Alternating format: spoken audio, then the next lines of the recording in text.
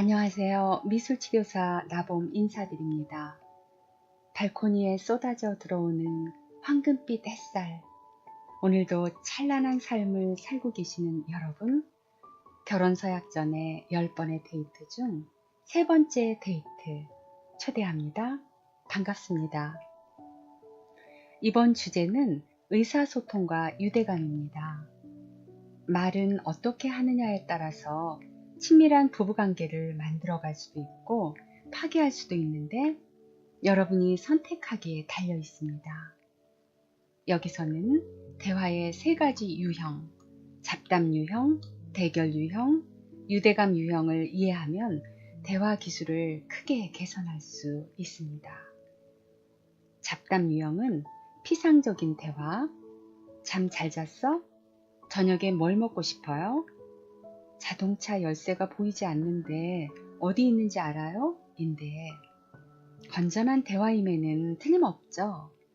그러나 부부 사이의 대화가 주로 이런 잡담만으로만 이루어진다? 분명 문제가 발생하고 맙니다. 잡담은 서로 부딪힐 염려 없이 안전하지만 깊이가 없고 피상적이며 매우 외로운 관계를 만들어냅니다. 대결 유형은 공격을 일삼는 의사소통입니다. 당신은 왜? 라고 시작하고 따지는 말이죠. 이렇게 하면 상대방을 자기 방어 상태로 몰아가는 겁니다. 당신은 나를 너무 화나게 만들어. 당신은 너무나 배려할 줄 몰라. 당신은 내 생각은 전혀 안 해. 대결형 의사소통 방법은 부정적이고 소리 지르기, 싸우기를 만들어요. 유대감 유형은 인간관계를 더 친밀하고 싸우지 않고 견해 차이를 해소하게 만듭니다. 자신의 진정한 모습을 상대에게 보여주고 깊은 생각과 감정을 표현하며 기꺼이 위험을 감수하게 만듭니다. 상대방을 공격하거나 자신을 방어하는 데에 급급하지 않을 때 가능합니다. 이때 우리는 안전하게 진실한 감정을 드러낼 수 있습니다. 이러한 진솔하고 건강한 대화 방법은 그 어떤 문제에 봉착하더라도 해결할 수 있습니다. 예비부부, 신혼부부 여러분, 어떤 의사소통 유형을 선택하시겠습니까?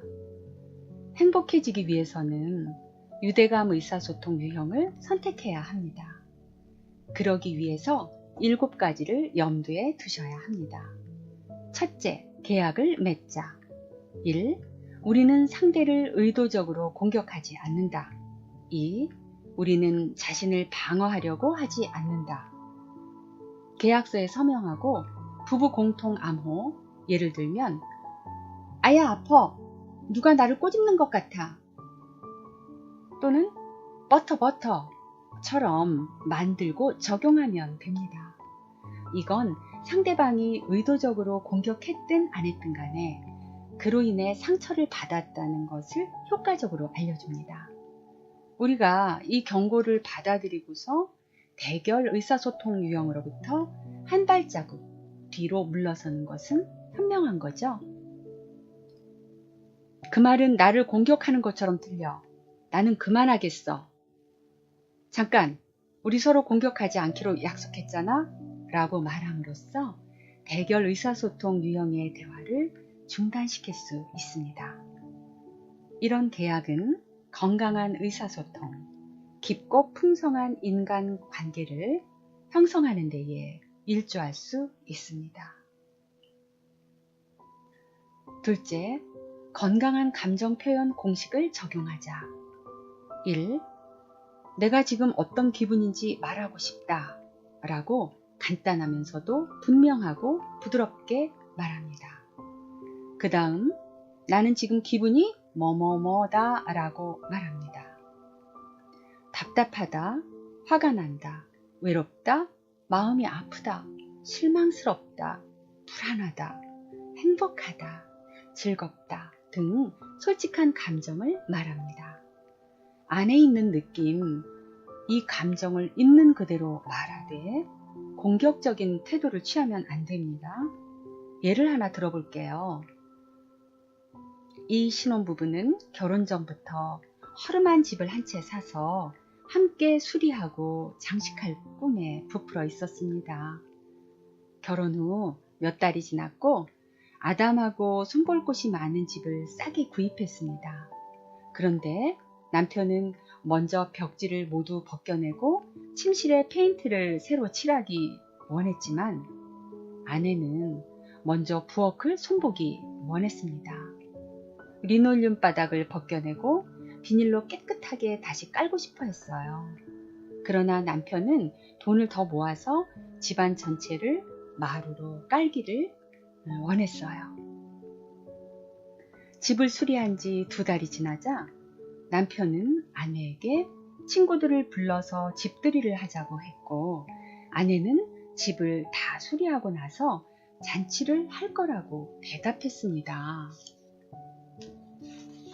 다음 날 남편의 친구로부터 전화가 왔고 남편이 큰 소리로 물론이지 집들이 준비가 다 됐어.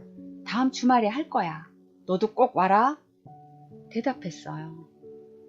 남편이 전화를 끊자 아내가 남편에게 따졌어요. 어떻게 한마디 상의 없이 정해? 집수리가 끝나려면 아직 멀었어. 지금 내가 누구를 대접하고 싶은 기분이 아니란 말이야. 남편은 퉁명스럽게 대답했어요. 당신은 아직 준비가 안 됐는지 모르지만 나는 됐어.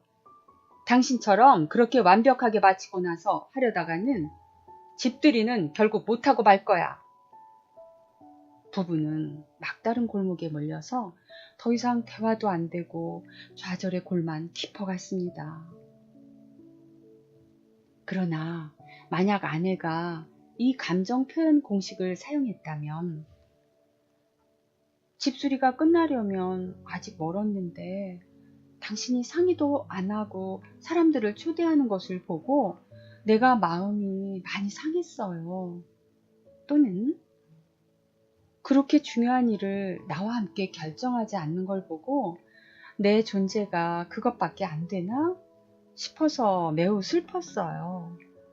또는 집들이를 억지로 떠밀려 하는 것 같아서 기분이 좋지 않아요. 라고 말했을 겁니다. 감정 표현 공식을 사용할 때 내 기분은 어떻게 이렇게 하는 것과 내 생각은 어떻게 이렇게 하는 것과는 서로 같지 않다는 사실을 기억하셔야 합니다. 내 생각은 어떻게 이라고 말을 시작했다면 자신의 감정을 말하는 것이 아닙니다. 당신이 그렇게 하니까 내 가슴이 너무 아파요 라고 말했다면 비난, 상대를 판단하는 것입니다. 변형된 대결형의 대화일 뿐입니다. 그보다는 자기 자신의 감정에 관해서만 말을 하는 것이 좋아요. 이런 일이 일어나서 나는 가슴이 아파요 라고 말하는 것이 훨씬 좋아요. 꼭 기분, 느낌이라는 말을 사용하지 않아도 됩니다. 나는 지금 뭐뭐다 라고 말함으로써 감정을 표현하는 단어를 직접 사용할 수 있습니다. 상대를 공격하고 싶은 마음을 접고 자신의 내부에서 일렁이는 느낌과 감정에만 초점을 맞춰야 합니다.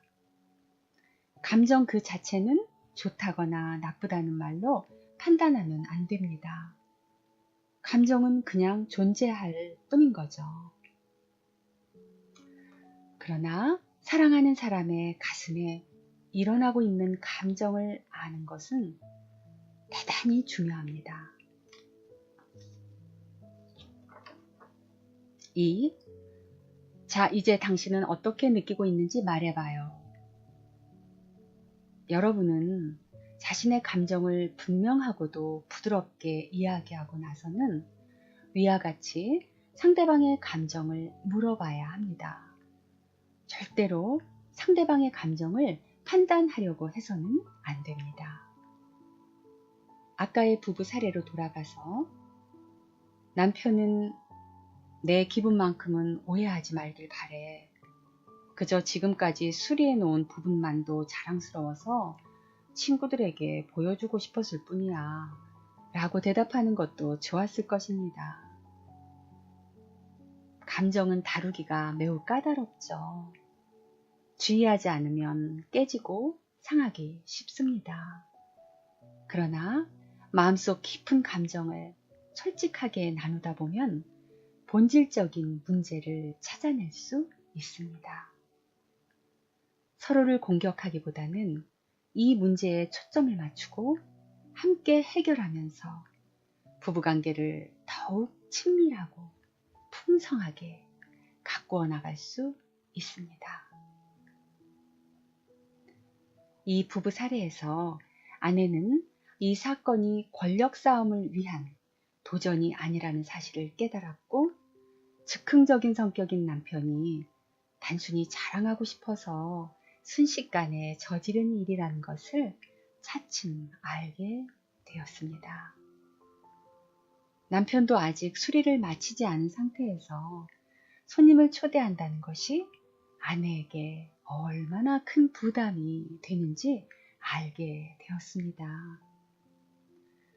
아내는 이대로 집들이를 하고 나면 아무것도 영원히 끝나지 않을 것 같은 그러한 불안한 감정을 느꼈던 것입니다. 3. 그렇지만 우리는 너무나 다르잖아. 같은 유대감 유형 의사소통을 사용하더라도 성격과 가정의 환경 차이 때문에 사람마다 다르게 사용할 수 있습니다. 그러나 서로 다르기에 오히려 대화를 통해 깊은 유대감에 이를 수 있습니다. 두 사람 중 하나는 마음에 있는 것을 곧바로 이야기하는 편이고, 다른 사람은 말하기 전에 깊이 생각하고 머뭇거리기 때문에 상처도 많이 받고 분노도 크게 쌓일 때까지 꾹꾹 누르며 참는 편이라고 가정해 봅시다. 이때 참는 사람이 기분이 우울해 있으면서도 입을 다물고 있을 때 말을 내키는 대로 하는 사람이 너무 늦기 전에 문제를 끄집어내 이야기하면 분노가 쌓여서 큰 폭발을 일으키기 전에 해결할 수 있을 것입니다. 지금까지 잘 들으셨나요? 계속해서 다음 영상에 이어집니다.